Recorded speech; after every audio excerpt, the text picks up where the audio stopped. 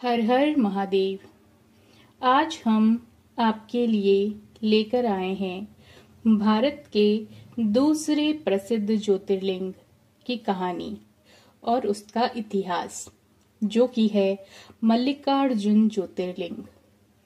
पहले ज्योतिर्लिंग यानी कि सोमनाथ की कहानी अगर और उसका इतिहास आपने वो वीडियो अगर नहीं देखा है तो चैनल के प्लेलिस्ट में जाकर देख लीजिए और इस वीडियो के डिस्क्रिप्शन में भी मैं उसका लिंक डाल दूंगी।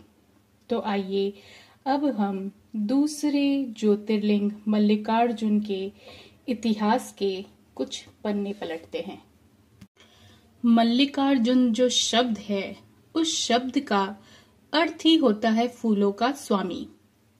मल्लिकार्जुन ज्योतिर्लिंग में भगवान शिव और पार्वती माता की मूर्तियां हैं। मल्लिकार्जुन शब्द दो शब्दों से मिलकर बना है, एक है मल्लिका और दूसरा है अर्जुन।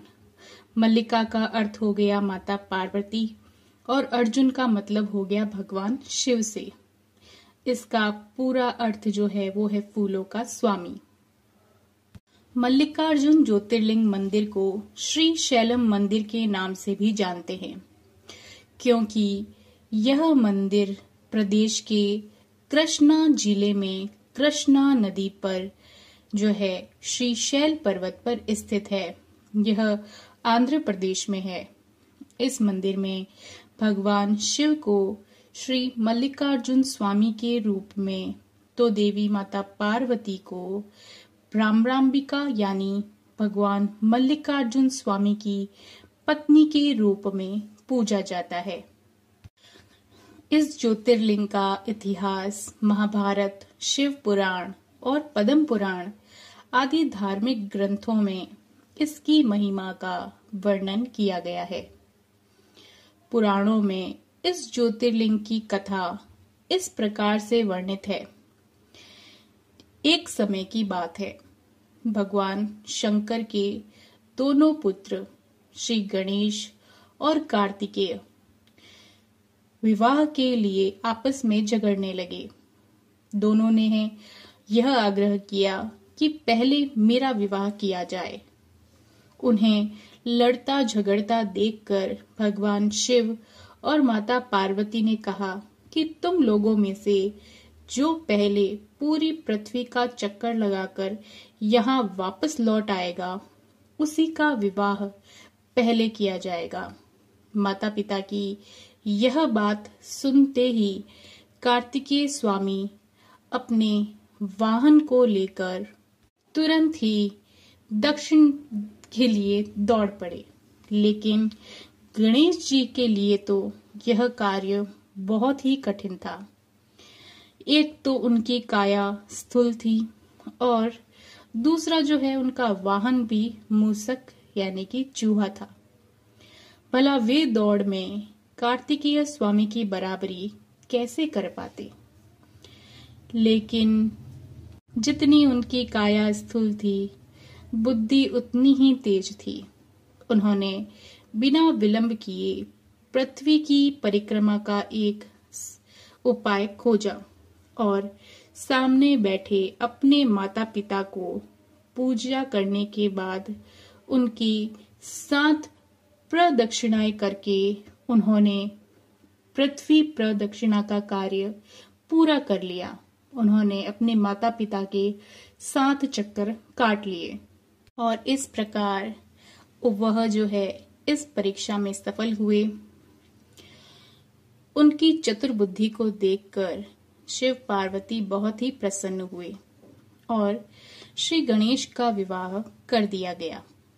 जब कार्तिकेय पृथ्वी से वापस लौटकर आए तो गणेश जी को विवाहित पाकर अपने माता पिता से वह बहुत ही क्रोधित हो गए। क्रोधित होकर कार्तिकेय स्वामी क्रौंच पर्वत पर आ गए। इसके बाद सभी देवी देवताओं ने उनको जो है कैलाश पर्वत पर वापस लौटने के लिए उनसे विनती की, लेकिन वह नहीं माने। अपने पुत्र के वियोग में माता पार्वती और भगवान शिव बहुत ही दुखी हो गए। जब दोनों से ही नहीं रहा गया तब वह स्वयं क्रौंच पर्वत पर गए। माता पिता की आने की खबर सुनकर कार्तिकेय वहां से और दूर चले गए। अंत में पुत्र के दर्शन करने के लिए भगवान शिव ने एक ज्योति का रूप धारण किया और उसी में माता पार्वती भी विराजमान हो गई। उसी दिन से इन्हें मल्लिकार्जुन ज्योतिर्लिंग के नाम से जाना जाने लगा। इसमें मल्लिका जो है वो माता पार्वती का नाम है, जबकि अर्जुन भगवान शिव को कहा जाता है और दोनों के सम्मिलित रूप मल्लिकार्जुन ज्योतिर्लिंग पूरे विश्व भर में प्रसिद्ध है।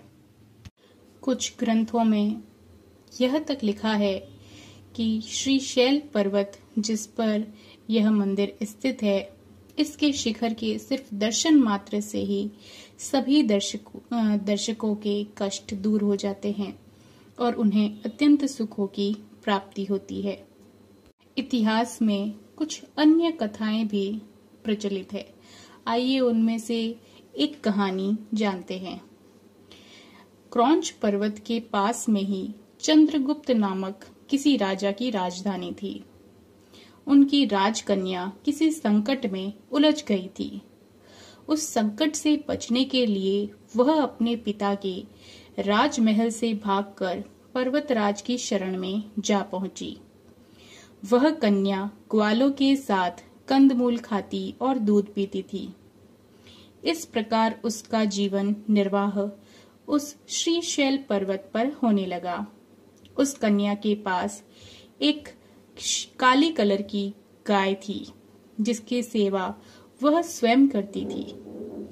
उसी गाय के साथ एक विचित्र घटना घटित होने लगी।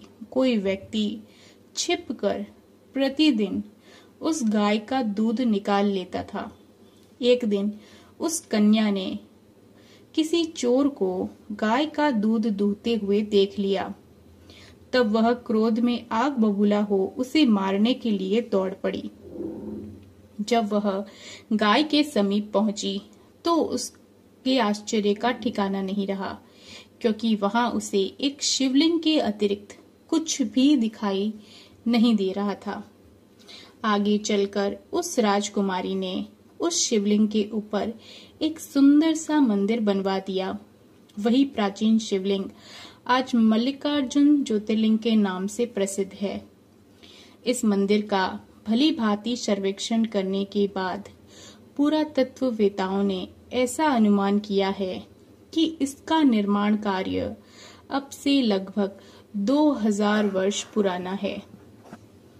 इस ऐतिहासिक मंदिर के दर्शनार्थ बड़े बड़े राजा महाराजा समय समय पर यहाँ पर आते रहते थे।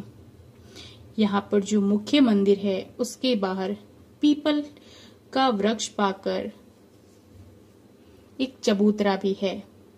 दक्षिण भारत के दूसरे मंदिरों के समान यहाँ भी मूर्ति तक जाने का टिकट जो है वो कार्यालय से ही लेना पड़ता है। मल्लिकार्जुन मंदिर के पीछे एक पार्वती मंदिर भी है। इन्हें मल्लिका देवी तो कहते ही हैं। सभा मंडप में नंदी की एक बहुत ही विशाल मूर्ति है। पाताल गंगा, यह जो है वो मंदिर के पूर्व द्वार से लगभग 2 मील पर पाताल गंगा स्थित है। इसका मार्ग जो है वो बहुत ही कठिन है।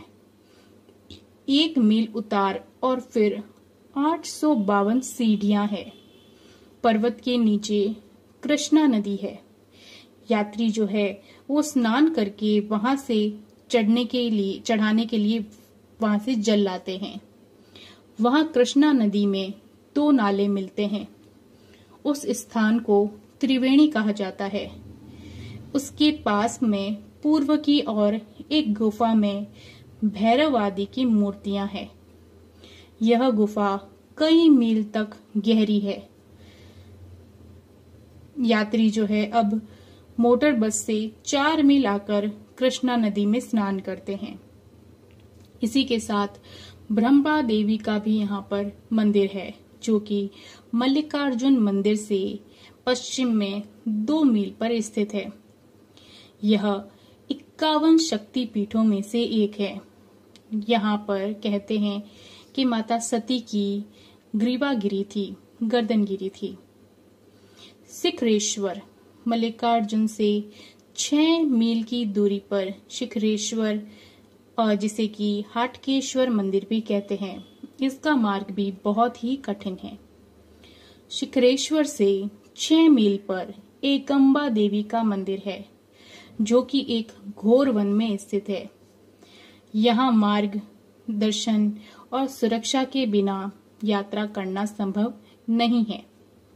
श्रीशैल का यह पूरा क्षेत्र घोर वन में स्थित है, अतः मोटर मार्ग ही उचित साधन है।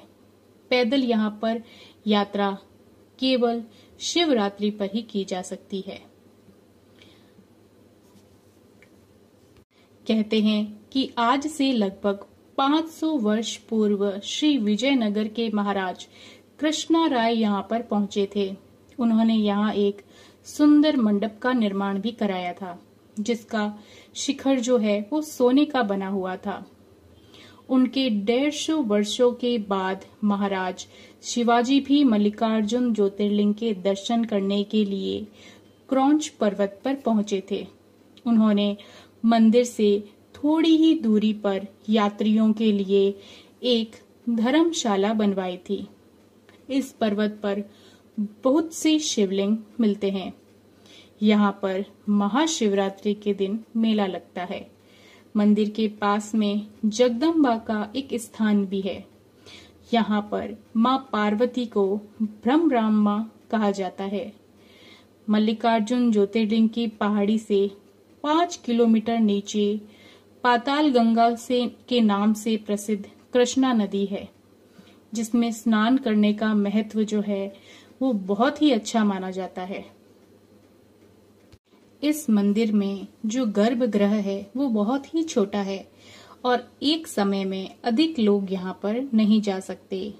इस कारण यहाँ पर दर्शन के लिए बहुत ही प्रतीक्षा करनी पड़ती है। स्कंद पुराण में श्री शैल कांड नामक एक अध्याय है। इसमें इस मंदिर का पूर्ण वर्णन किया गया है। प्राचीन काल से ही तमिल संतों ने इसकी स्तुति की है, इसका वर्णन भी मिलता है। यह भी कहा जाता है कि आदि शंकराचार्य ने जब इस मंदिर की यात्रा की, तब उन्होंने शिवनंद लहरी की रचना की थी। श्री शैलम का संदर्भ प्राचीन हिंदू पुराण और महाभारत में भी आता है। मल्लिकार्जुन ज्योतिर्लिंग के आरती का समय कुछ इस प्रकार है। पहली महामंगला आरती सुबह 5:30 बजे पर की जाती है और दूसरी महामंगला आरती शाम को 5 बजे होती है। यहाँ दर्शन के लिए आधे घंटे या उससे भी अधिक समय लग सकता है। लगभग यहाँ पर 1.5 घंटा जो है वो दर्शन के लिए लग सकता है। कुछ विशेष दर्शन के लिए मंदिर में प्रवेश टिकट भी लगता है। जो शीघ्र दर्शन होता है वह सुबह 6 बजे से दोपहर के 3:30 बजे तक रहता है और शाम को 6 बजे से 10 बजे तक रहता है। उसका जो प्रवेश शुल्क है वह 150 रुपए है। इसी में जो है वीआईपी दर्शन के लिए 500 रुपए का टिकट लगता है। वह दर्शन का टाइम भी जो है वो 6 से 3:30 तक है सुबह, और शाम को 6 बजे से 10 बजे तक है। और अति शीघ्र दर्शन जो है, जिसमें ब्रह्मरा देवी मंदिर के दर्शन कराते हैं, उसका जो टिकट है वो 500 रुपए है और उसके भी जो है दर्शन का समय सुबह 6 से 3:30 का है और फिर शाम को 6 बजे से 10 बजे तक का है। यूं तो मंदिर 4:30 बजे खुल जाता है और जो है प्रातः काल के दर्शन बहुत ही शुभ माने जाते हैं, तो वह सुबह 5:30 से शुरू हो जाते हैं और शाम को जो है वो पुनः 4 बजे खुल जाता है और 5:30 से दर्शन प्रारंभ हो जाते हैं। रात्रि को जो अंतिम दर्शन है वह 9 बजे तक अनुमति है, लेकिन 10 बजे तक जो है वो दर्शन हो जाते हैं। इतिहास की जाने तो सातवाहन राजवंश के शिलालेखों के यहाँ पर साक्ष्य मिले हैं, जो मंदिर को दूसरी शताब्दी से अस्तित्व में रखे हुए हैं। अधिकांश जो है वो आधुनिक परिवर्तन विजयनगर साम्राज्य, जो कि 14वीं और 15वीं शताब्दी के राजा हरिहर प्रथम के समय में किए गए थे। यहाँ पर पाताल गंगा सीढ़ियों का निर्माण रेड्डी साम्राज्य, जो कि 12वीं व 13वीं शताब्दी के समय किया गया था। रेड्डी राजवंश श्री ब्रह्मरंबा मल्लिकार्जुन स्वामी के समर्पित भक्त थे। यह मंदिर जो है वो 2 हेक्टेयर भूमि क्षेत्र में फैला हुआ है। यहाँ पर 4 प्रवेश द्वार हैं, जिन्हें गोपुरम के नाम से जाना जाता है। यूं तो मंदिर में जो है वो कई मंदिर दूसरे भी बने हुए हैं, परंतु मल्लिकार्जुन और ब्रह्मरंबा के मंदिर प्रमुख है। मंदिर परिसर में कई हॉल है, जो कि विजयनगर काल के दौरान यहाँ पर निर्मित किए गए थे। मंदिर पूर्व की ओर जो है वो मुख करके स्थित है। केंद्र मंडप में कई स्तंभ बने हुए हैं, जिनमें नादिकेश्वर की एक विशाल मूर्ति लगी हुई है। मंदिर जो है वो 183 मीटर गुना 152 मीटर जो है वो चौड़ा और 8.5 मीटर ऊंचा है। परिसर में बहुत सी मूर्तियां हैं, जो एक दूसरे के ऊपर उठी हुई है। जिस मंदिर में मल्लिकार्जुन को रखा गया है, उसे मंदिर में सबसे पुराना माना जाता है। यह माना जाता है कि यह एक सहस्त्रलिंग है, जिसे राम ने बनवाया था, और यहाँ 5 अन्य लिंग भी है, जिन्हें पांडवों ने बनवाया था। मल्लिकार्जुन ज्योतिर्लिंग में दर्शन के लिए सबसे अच्छा समय जो माना जाता है, वह अक्टूबर से मार्च के बीच का है। इन महीनों में जो है वो मंदिर के आसपास के इलाकों को भी अच्छी तरह से देखा जा सकता है, और यहाँ इस समय मौसम भी अच्छा रहता है। हर हर महादेव।